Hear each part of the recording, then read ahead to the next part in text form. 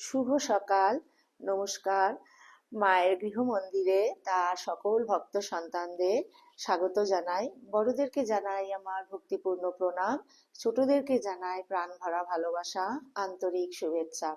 আসুন এই পুণ্য প্রভাতে আমরা সমবেতভাবে শ্রী গুরু বন্দনা দিয়ে শুরু করি। প্রার্থনা। ওম শ্রী গুরুভ্যো নমঃ। হরিঃ ওম। গণানাং ত্বা গণপতিগং হবামহে কবিনামুপমস্রবস্তবং জ্যেষ্ঠরাজং ব্রহ্মণাং ব্রহ্মণস্পতো আন শৃण्वन्नोतिभिः সাদনং। মহাগণপতয়ে নমঃ। ওম হংস হংসায় বিদ্মহে পরমহংসায় ধীমহি তন্নো হংস প্রচোদয়াৎ। ওম নমো হিরণ্যবাহবে হিরণ্যবর্ণায় হিরণ্যরূপায় হিরণ্যপতয়ে অম্বিকাপতয়ে উমাপতয়ে পশুপতয়ে নমো নমঃ। ঋতগম সত্যম পরম ব্রহ্ম পুরুষম কৃষ্ণ পিঙ্গলম ঊর্ধ্বরেতম বিরূপাক্ষম বিশ্বরূপায় বৈ নমো নমঃ। ঈশান সর্ববিদ্যানামীশ্বর সর্বভূতানাং ব্রহ্মধিপতি ব্রহ্মণোধিপতি ব্রহ্মা শিব মে অস্তু সদাশিবম। ওম ভূর্ভুবঃ শুভঃ। ওম নমো শম্ভবে চ ময়োভবে চ নমো শঙ্করায় চ মহেশ্বরায় চ নমো শিবায় চ শিবতারায় চ। ওম নিধনপতয়ে নমঃ। নিধনপতন্তিকায় নমঃ। ঊর্ধ্বায় নমঃ। ঊর্ধ্বলিঙ্গায় নমঃ। হিরণ্যায় নমঃ। হিরণ্যলিঙ্গায় নমঃ। সুবর্ণায় নমঃ। সুবর্ণলিঙ্গায় নমঃ। দিব্যায় নমঃ। দিব্যলিঙ্গায় নমঃ। ভবায় নমঃ। ভবলিঙ্গায় নমঃ। সর্বায় নমঃ। সর্বলিঙ্গায় নমঃ। শিবায় নমঃ। শিবলিঙ্গায় নমঃ।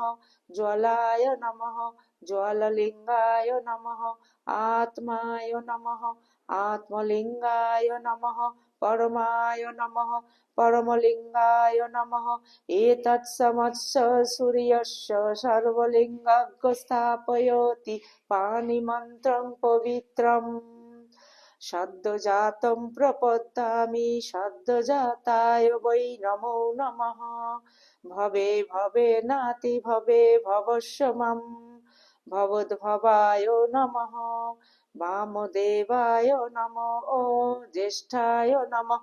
শ্রেষ্ঠায় নমঃ। রুদ্রায় নমঃ। কালায় নমঃ।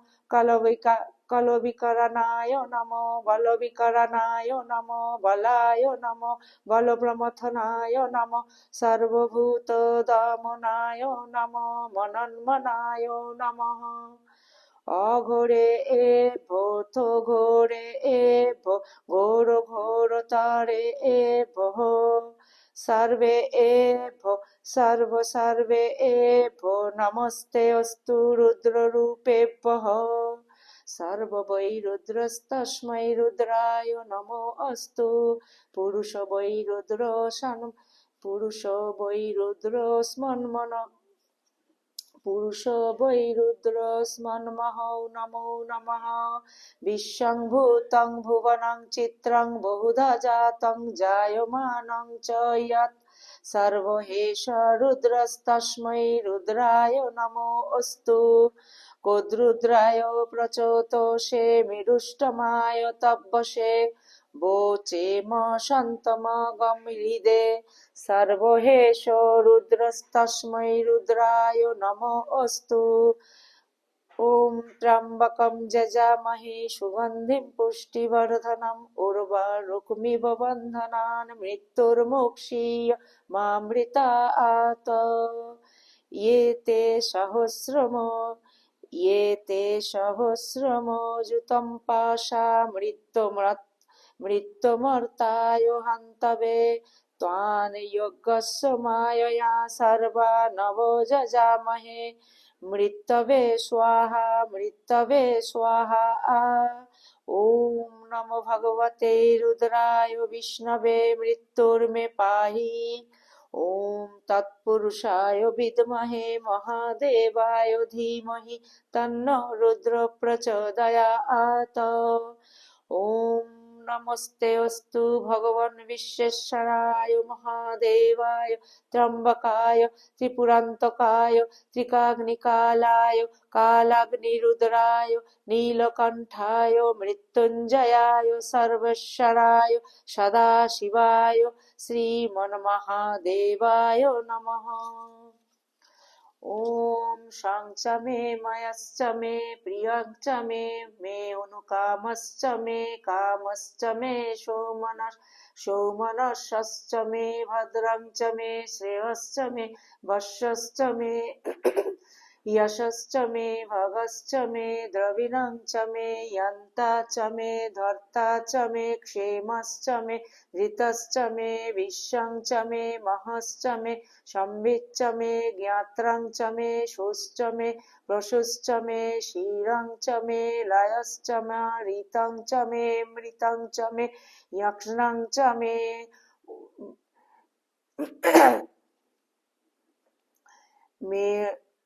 इमे ऋतं च मे मृतं च मे यक्ष्णं च मे ॐ नामयच्च मे जीवतुश्च मे दीर्घयुक्तं च मे अनमित्रं च मे भयं च मे शुभं च मे शयनं च मे शुषा च मे सुदिनं च मे सदा शिवम्। शांति शांति शांति। ओम असतमा सद्गमय तमसोमा ज्योतिर्गमय मृत्युर्मा अमृतंगमय यो वेदादौषरः प्रोक्तो वेदान्ते च प्रतिष्ठितः तस्य प्रकृतिलीनस्य यः परस्य महेश्वरः सदाशिवम्। शांति शांति शांति। हरि ओम तत्सत। श्री राम कृष्णार्पणमस्तु। জয় গুরুদেব। গুরু পরম্পরায় সকল পূজ্যপাদ সদ্গুরু শ্রীপাদ পদ্মে পূর্ণ প্রভাতে আমার অনন্ত অভূমি লুণ্ঠিত প্রণাম, অন্তরের অন্তঃস্থলের ভালোবাসা শ্রদ্ধাঞ্জলি ভক্তি পুষ্পাঞ্জলি অর্পণ করিয়া পূর্ণ প্রভাতে নিত্য পাঠে প্রবেশ করছি।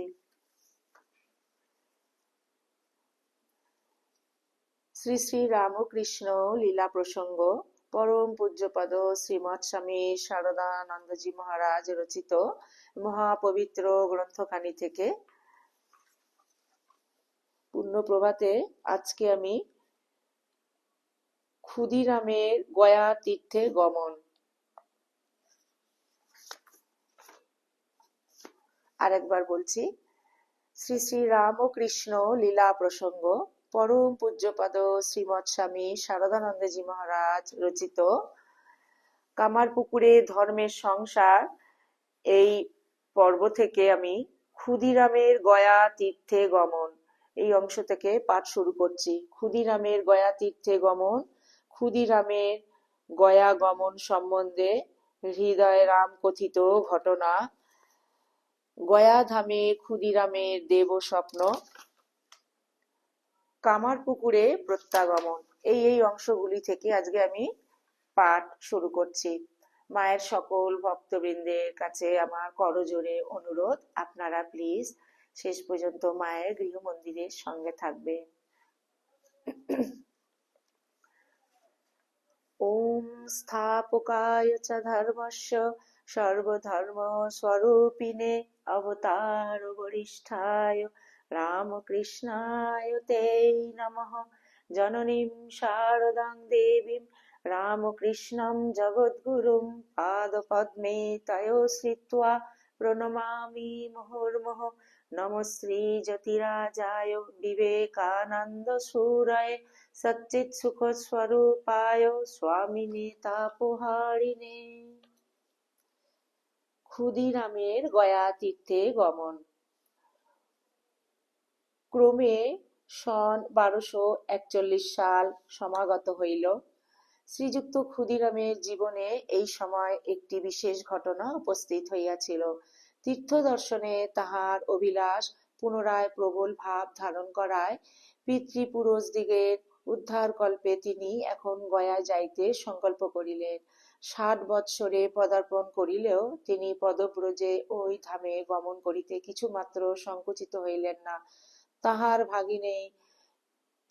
ভাগিনেই শ্রীমতী হেমাঙ্গিনী দেবীর পুত্র শ্রীযুক্ত হৃদয়রাম মুখোপাধ্যায় তাহার গয়াধাম যাওয়ার কারণ সম্বন্ধে একটি অদ্ভুত ঘটনা আমাদিগের নিকট উল্লেখ করিয়াছিলেন।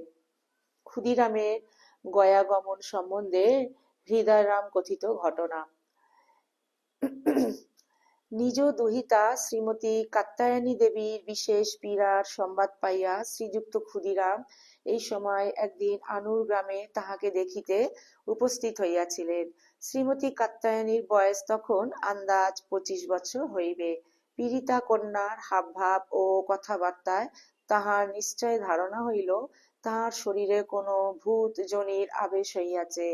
তখন সমাহিত চিত্তে শ্রী ভগবানকে স্মরণ করিয়া তিনি কন্যা শরীরে প্রবিষ্ট জীবের উদ্দেশ্যে বলিলেন, তুমি দেবতা বা উপদেবতা যাহাই হও কেন, তোমার কন্যাকে এরূপ কষ্ট দিতেছ, অবিলম্বে ইহা শরীর ছাড়িয়া অন্যত্র গমন করো। তাহার ওই কথা শ্রবণ করিয়া উক্ত জীব ভীত সংকুচিত হইয়া শ্রীমতী কাত্যায়নীর শরীরাবলম্বনে উত্তর করিল, গয়ায় পিণ্ডদানে প্রতিশ্রুত হইয়া যদি আপনি আমার বর্তমান কষ্টের অবসান করেন, তাহলে আমি আপনার দুহিতার শরীর এখনই ছাড়িতে স্বীকৃত হইতেছি। আপনি যখনই ওই উদ্দেশ্য গৃহ হইতে বাহির হইবেন, তখন হইতে ইহার আর কোনো অসুস্থতা থাকিবে না, একথা আমি আপনার নিকটে অঙ্গীকার করিতেছি। অনন্তর শ্রীযুক্ত ক্ষুদিরাম ওই জীবের দুঃখে দুঃখিত হইয়া বলিলেন, আমি যত শীঘ্র পারি গয়াধামে গমনপূর্বক তোমার অভিলাষ সম্পাদন করিব এবং পিণ্ডদানের পরে তুমি ওই নিশ্চয় উদ্ধার হইলে ওই সম্বন্ধে কোনরূপ নিদর্শন পাইলে বিশেষ সুখী হইবে। তখন প্রেত বলিল, ওই বিস্ময়ের নিশ্চিত প্রমাণস্বরূপে সম্মুখস্থ নিম্ব বৃক্ষের বৃহত্তম ডালটি আমি ভাঙিয়া যাইব জানিবেন। হৃদয়রাম বলিলেন, উক্ত ঘটনায় শ্রীযুক্ত ক্ষুদিরামকে গয়াধামে যাত্রা করিতে প্রোৎসাহিত করিয়াছিল এবং উহার কিছুকাল পরে উক্ত বৃক্ষের ডালটি সহসা ভাঙিয়া যায় সকলে ওই প্রেতের উদ্ধার হইবার কথা নিঃসংশয়ে জানিতে পারিয়াছিল। শ্রীমতী কাত্যায়নী দেবীও তদ্বদি সম্পূর্ণরূপে নীরব হইয়াছিলেন। হৃদয়রাম কথিত পূর্বোক্ত ঘটনাটি কতদূর সত্য বলিতে পারি না, কিন্তু শ্রীযুক্ত ক্ষুদিরাম যে এই সময় গয়াদর্শনে গমন করিয়াছিলেন, একথার কিছুমাত্র সন্দেহ নাই। সন 1241 সালে শীতের কোন সময়ে শ্রীযুক্ত ক্ষুদিরাম বারাণসী ও গয়াধাম দর্শন করিতে গমন করিয়াছিলেন। প্রথমোক্ত স্থানে বিশ্বনাথকে দর্শন করিয়া যখন তিনি গয়া ক্ষেত্রে পৌঁছিলেন, তখন চৈত্র মাস পড়িয়াছে। মধু মাসে ওই ক্ষেত্রে পিণ্ড প্রদানে পিতৃপুরুষ সকলের অক্ষয় পরিতৃপ্ত হয় জানিয়ায় বোধ হয় তিনি ওই মাসে গয়ায় আগমন করিয়াছিলেন। প্রায় 1 মাস কাল তথায় অবস্থানপূর্বক তিনি যথাবিহিত ক্ষেত্রকার্য সকলের অনুষ্ঠান করিয়া পরিশেষে গদাধরে শ্রীপাদপদ্মে পিণ্ড প্রদান করিয়াছিলেন। ওইরূপে যথাশাস্ত্র পিতৃকার্য সম্পন্ন করিয়া শ্রীযুক্ত ক্ষুদিরামের বিশ্বাসী হৃদয়ে ওই দিন যে কতদূর তৃপ্তি ও শান্তি উপস্থিত হইয়াছিল তাহা বলিবার নহে। পিতৃঋণ যথাসাধ্য পরিশোধ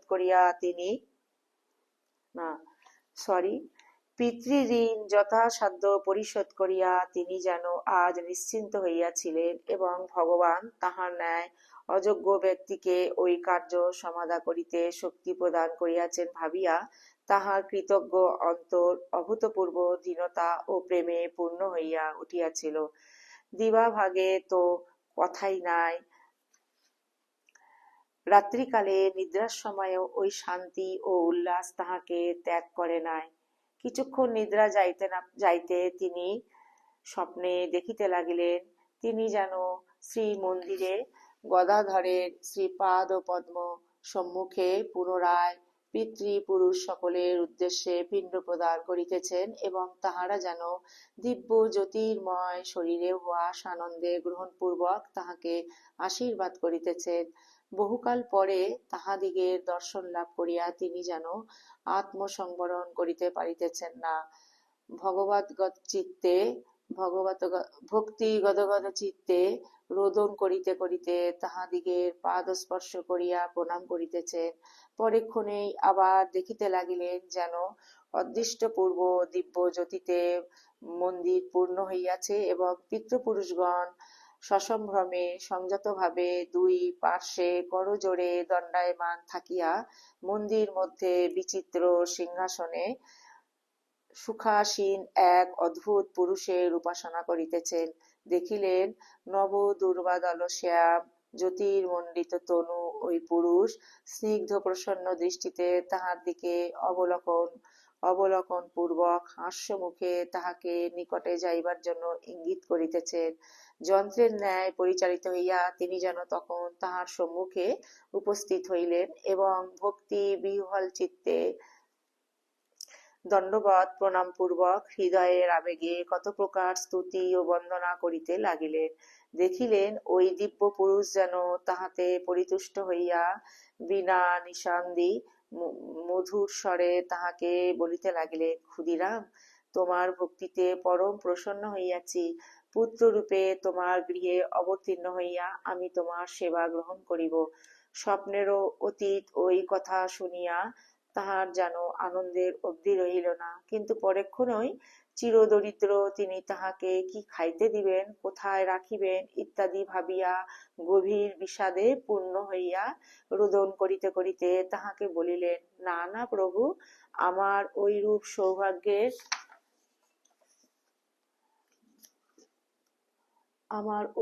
সৌভাগ্যের প্রয়োজন নাই। কৃপা করিয়া আপনি যে আমাকে দর্শন দানে কৃতার্থ করিলেন এবং ঐরূপ অভিপ্রায় প্রকাশ করিলেন, ইহাই আমার পক্ষে যথেষ্ট। সত্য সত্য পুত্র হইলে দরিদ্র আমি আপনার কি সেবা করিতে পারিব? এই অমানব পুরুষ যেন তখন তাহার ঐরূপ করুণ বচন শুনিয়া অধিকতর প্রসন্ন হইলেন এবং বলিলেন, ভয় নাই ক্ষুদিরাম, তুমি যাহা প্রদান করিবে তাহাই আমি তৃপ্তির সহিত গ্রহণ করিব। আমার অভিলাষ পূরণ করিতে আপত্তি করিও না। শ্রীযুক্ত ক্ষুদিরাম এই কথা শুনিয়া যেন আর কিছুই বলিতে পারিলেন না। আনন্দ, দুঃখ প্রভৃতি পরস্পর বিপরীত ভাবসমূহ তাহার অন্তরে যুগপৎ প্রবাহিত হইয়া তাহাকে এককালে স্তম্ভিত ও জ্ঞানশূন্য করিল।